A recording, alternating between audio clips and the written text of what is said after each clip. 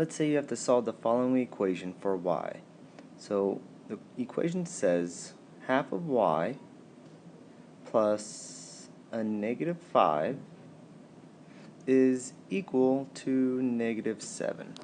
So what I'm going to do is I'm going to show kind of how we can still use the bar diagram just to represent what we have so that we can kind of visualize it and see how we can solve it. So what I'm going to do is I'm going to start out with a number.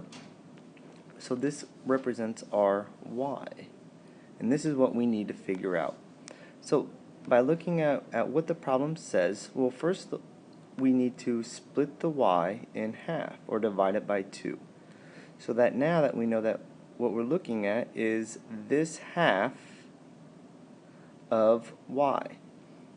So now moving on, we can see that, well, if I add negative 5 to my y, so here I'm just going to go add on a negative 5. Well, we know that we're going to have this amount from this negative 5 to the half of it. Well, we know that that total amount now is negative 7. And now to kind of make sense of it, what we can do is we can ask ourselves if I know that if I'm adding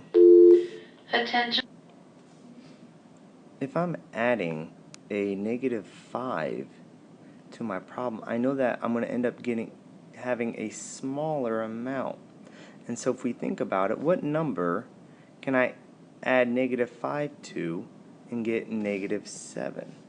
And so we'll see that this amount here will be negative 2. So half of y is negative 2. So that when I add the 2 together, it equals negative 7. Well, now if I know that this half is negative 2, well, I also know that now the other half is negative 2. And so now we can see that we have two groups of negative 2, and so y is equal to negative 4. So let's look and see how we can solve it by isolating the variable. And so I'll rewrite the problem. Equals negative 7. So we'll go ahead and take a look. The first thing that we did was we took away this negative 5 from negative 7. So when I take away a negative 5, what we end up doing is we actually end up making our number bigger because we're taking away a negative. And so if I take away a negative 5, I can end up taking away a negative 5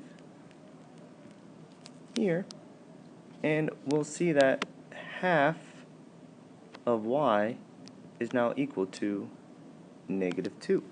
Well, if I know that 1/2 of y, if this half here is equal to negative 2, then I know that this half is equal to negative 2 as well.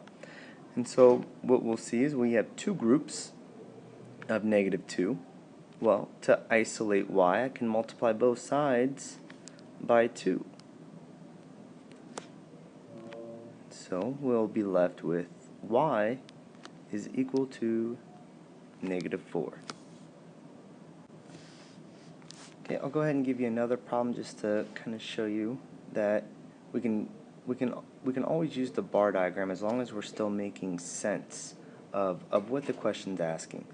And so let's say we have a third of x, and we're going to add 4 to it, and we're going to be left with negative 5. And so go ahead and draw a bar diagram. And again, all this does is just represent our number that we need to find. And so this is going to represent x, and we know that we have only a third of it.